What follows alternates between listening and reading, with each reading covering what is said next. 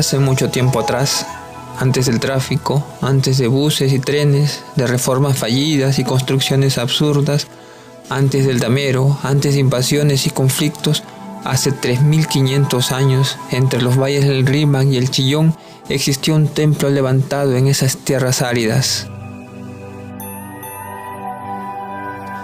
Pero pongámonos en contexto. Esa época se encuentra en un periodo denominado Arcaico Tardío, tiempo en el que distintas comunidades agrícolas se asentaron definitivamente en los valles de la costa, desarrollando una organización social jerárquica capaz de interactuar con otras. Estas comunidades construyeron edificios denominados centros ceremoniales.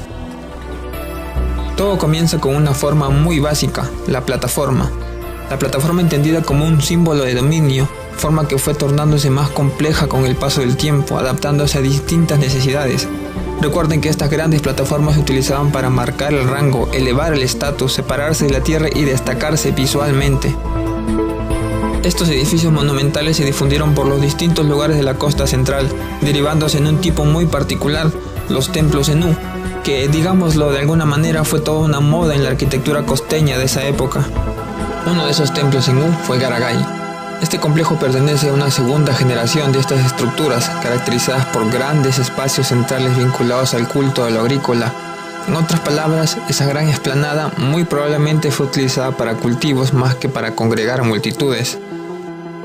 El conjunto está conformado por una pirámide central de unos 23 metros de altura aproximadamente, con dos alas laterales escalonadas, además de dos pirámides menores de 9 y 6 metros de altura respectivamente, pintadas todas de rojo, debieron haber causado un gran impacto en su tiempo de mayor esplendor.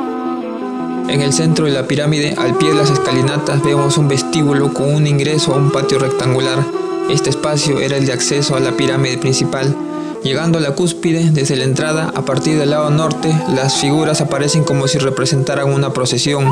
Al fondo del templo, la gran cabeza antropomorfa y el complicado ser que la acompaña sobre la pared norte del atrio dominan el espacio. Debía haber sido una experiencia mística para aquellos que llegaran a ese espacio, el perfecto juego de la arquitectura, un juego que conjuga formas, colores y grabados, elementos que empleaban la gente de aquel tiempo para explicar la visión que de su mundo tenían.